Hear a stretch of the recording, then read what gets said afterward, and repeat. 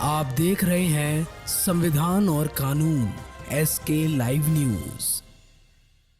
जाति जनगणना के संदर्भ में प्रशांत किशोर का आरजेडी पर बड़ा हमला। आरजेडी के लोग विकास की बात कर रहे हैं, इससे हास्यास्पद क्या हो सकता है।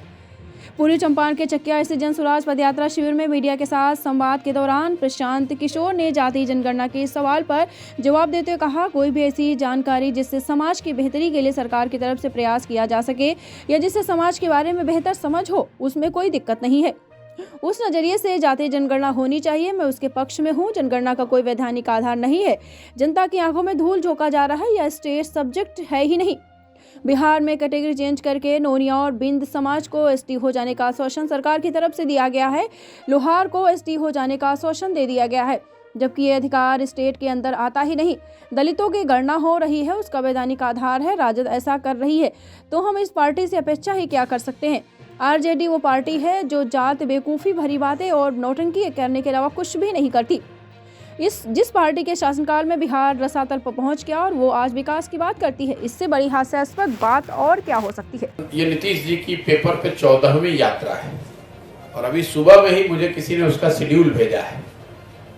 मतलब मुख्यमंत्री अपने बंगले से निकलकर प्रशासनिक काम को यात्रा का नाम दे देते हैं। भाई, आप एक दिन चंपारण में बेतिया में आएंगे, कुछ अफसरों और कुछ सिलेक्टेड लोगों से मिलेंगे, अगले दिन आप मोतिहारी में हैं, अगले दिन आप शिवहर सीतामढ़ी में हैं और एक एक दिन में आप हर जिले को टच कर रहे हैं।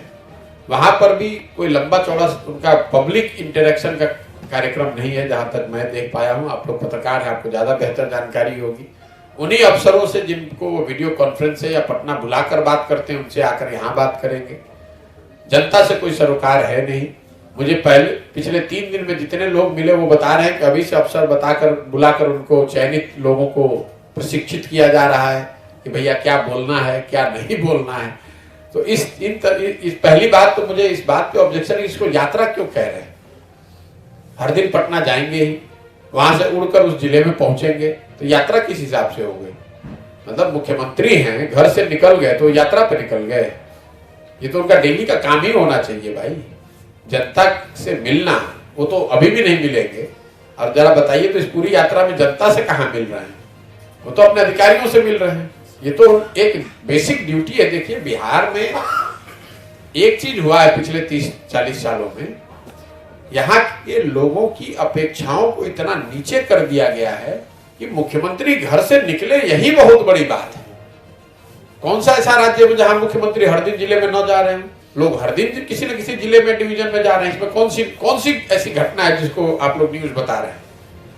मतलब यात्रा वो ना कंटिन्यूअस है, मतलब लगातार चलने वाली यात्रा है नहीं। कोई बस गाड़ी से वो कर नहीं रहे हैं। पैदल चलने का तो बात ही छोड़ दीजिए। जनता से मिल नहीं रहे हैं। अपने अधिकारियों की समीक्षा बैठक पटना में नहीं करके बेतिया में करेंगे, पटना में नहीं करके सीतामढ़ी में करेंगे। तो इसमें यात्रा कैसे हो गया भाई।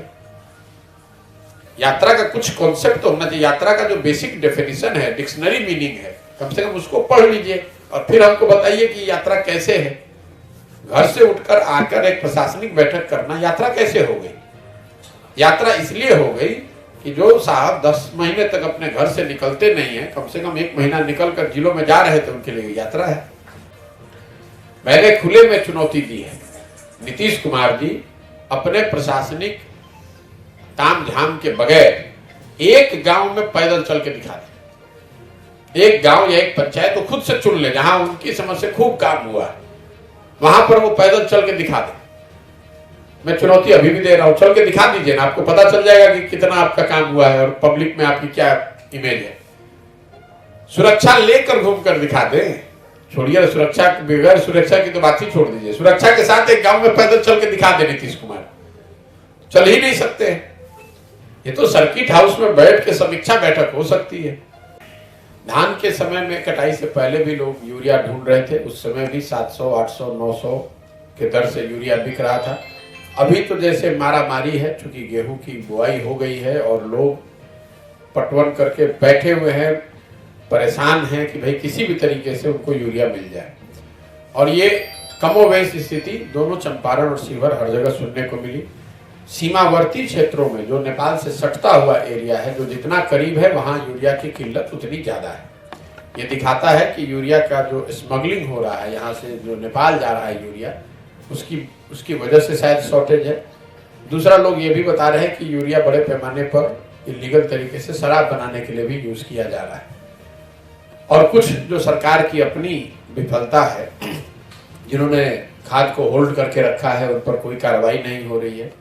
तो सबसे बड़ी तात्कालिक समस्या किसानों के लिए खाद और बीज का न उपलब्ध होना, विशेष करके यूरिया का न उपलब्ध होना, और यूरिया का दाम 700, 800, 1000, उसके लिए भी लोग बता रहे हैं कि इस जाड़े के समय में 5 बजे 6 बजे से लोग लाइन लगा रहे हैं।